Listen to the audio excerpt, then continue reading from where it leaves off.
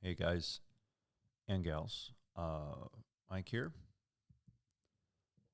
Got a new project I am going to start, and I've already started doing some research on it. Spent another $100 on Amazon on books, which is kind of my custom when I go there. When I get into, kind of a study mode and stuff like that, Amazon is my best friend and sometimes also my worst enemy. Um, we're going to talk about just a little bit of backstory. I've been a history nerd for years. If you look at my book collection, I got two kinds of books in my book collection. Two kinds of books. I got Jesus books and I got history books. So my history book collection has been growing. I probably have 150 books on specific periods of history, specific events in history, and things like that. Mostly the world wars.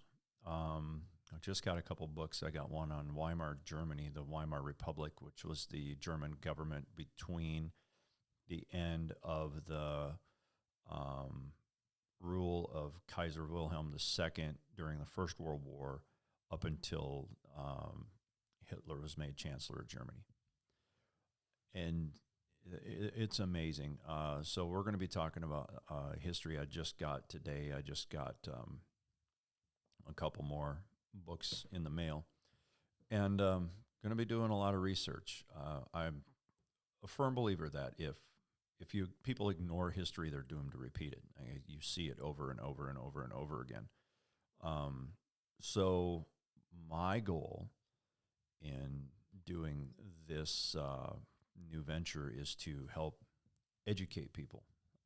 Yeah, it's going to be political, but it's not going to be blue or red or anything like that. It's not going to be vote this way or anything like that. I'm not going to go there. What I am going to do is I am hoping to bring some facts to light and also to ask some very pointed, thought provoking questions. So we can kind of take a look at things that are happening around us now and see how they parallel other societies in the world through history to kind of give us an idea of the path that we may be on, lest we intervene as people, as American citizens, and Christians also. So I'm calling it History in the Mirror. I think if you want to go take a good look at where a person is at in their life, if a person, I'm sorry, wants to go take a good look at where they're at in life, go stand in front of a mirror. And it will tell you everything you need to know about the eyelashes that are 500 yards long coming straight out in front of you that you see when you go like this and you go, okay. I haven't shaved in probably 2 or 3 days. I can go tell that when I look in the mirror, and I probably need a haircut.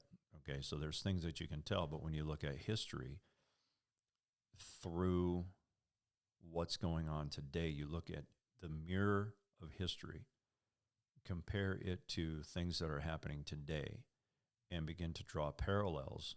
I think because we've seen repetitions in different events, in different societal changes in history, I think we can kind of draw some conclusions that change in direction need to be made. Otherwise, change the direction that we're going right now as a society isn't going to be something that we will like very well later on. Okay, so got a couple of projects that I'm going to do along with this. One thing that I'm definitely going to do is I'm going to be taking some trips. I think as soon as things open up after the COVID pandemic finally passes, which will be shortly, by the way. I'm a firm believer that this will pass shortly and life will again return to some semblance of normal. I don't think that social distancing will be something that will be required for an extended period of time.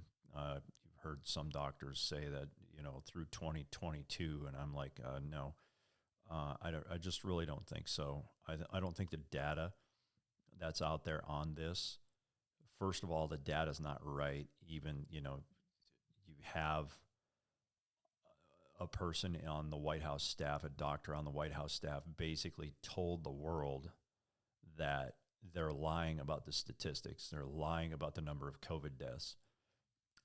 And my question about that is, why do they want to pad those numbers?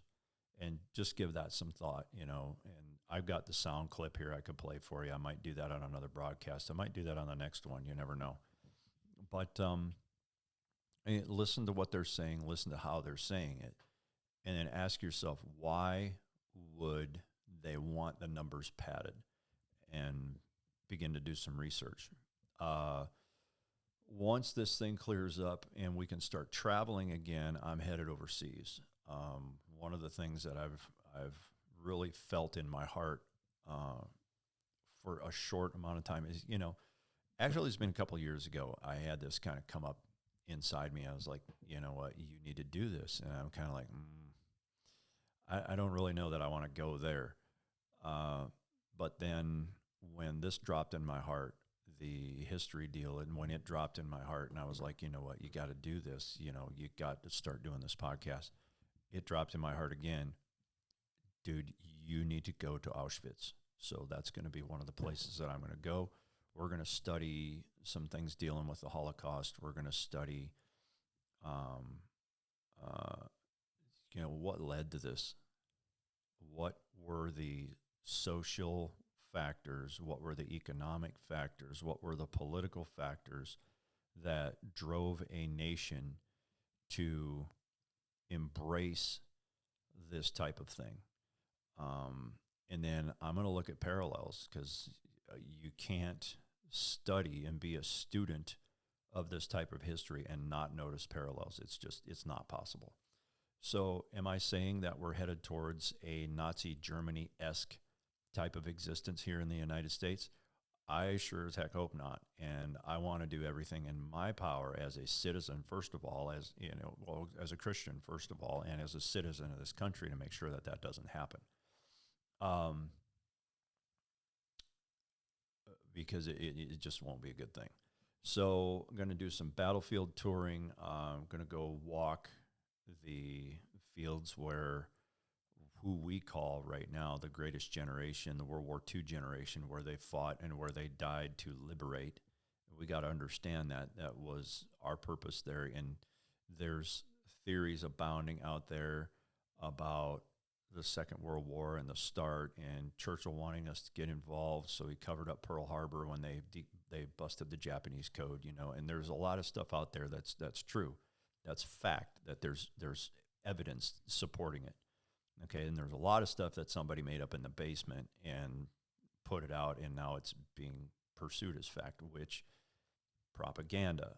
Okay, you tell a lie so many times through so many media, so many different ways, telling the same lie, people are going to believe it as fact before too long. Okay, so that's one of the things I'm going to deal with. I'm going to deal with propaganda and how propaganda works, and the different results of a specific type of propaganda. And, you know, just different things. It's going to be multifaceted, and you'll find very quickly that this is an extremely tangled web. Once we start dealing with this stuff, the whole propaganda issue, it is a very tangled web. It's pretty much impossible to unravel, but not impossible to understand the core behind it. So we're going to look at that. Let's see. My phone went bling. History of propaganda. And did the United States use propaganda? Absolutely. World War II. You look at the works of Walt Disney during World War II, and you are going to see propaganda at its absolute finest. Okay. Propaganda. Let me just give you a definition of propaganda here real quick, just to kind of give you something to chew on a little bit. Propaganda is defined, dictionary definition, okay? Information, especially of a biased or misleading nature, used to promote or publicize a particular political cause or point of view. Okay, just think about that. Now, get on your YouTube and go look up Disney films from World War II. All right, and see what you get. You're going to get a lot of cartoons, Okay, and it's going to be this. There's one that I remember. It was, I don't even remember what the name of it was. I should probably have it, but I'll probably put it on a different episode. But there's one in particular, a Disney production, a cartoon about this is how Germany is getting its kids to become Nazis. You know, it's just indoctrination, basically, is what it is. But indoctrination is propaganda, okay? Or propaganda is indoctrination. You can look at it either way. So, yeah, corrupt regimes will use a major event that causes fear and panic in the general populace to begin to strip their rights when the goal of the corrupt regime is population control. Okay, we're going to look at a lot of triggers for that from history, and from recent history, there have been some triggers on that too. And we're going to look at that and kind of things that happened. And did we even realize that we had rights stripped at that particular point? And do we even realize now that at that time when that thing happened that we had rights stripped?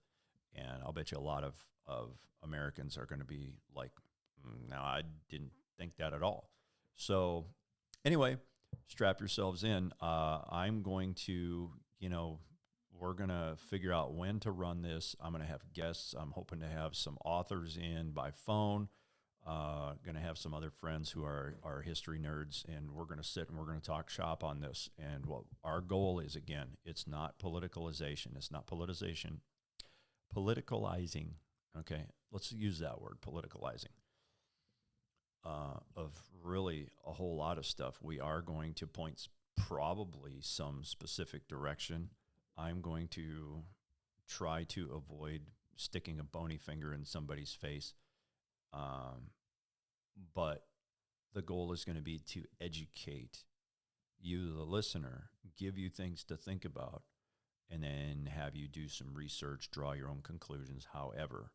Okay, but I want to make this clear at the beginning. So, because you start talking about stuff like this, you're going to get hate mail. And it's just the long and the short of it. You're just going to get hate mail, and I get it. And I'm not opposed to it, because maybe somebody will ask me a question in a very nasty manner that if I look at the question and say, have I really thought about what they're asking, even though they're asking it in a very disparaging way, have I really thought about the concept or the core of what they're asking, and then begin to apply things, So this is going to be a learning thing for me too. So anyway, buckle up. It's going to get real. Here we go. Thanks for checking in.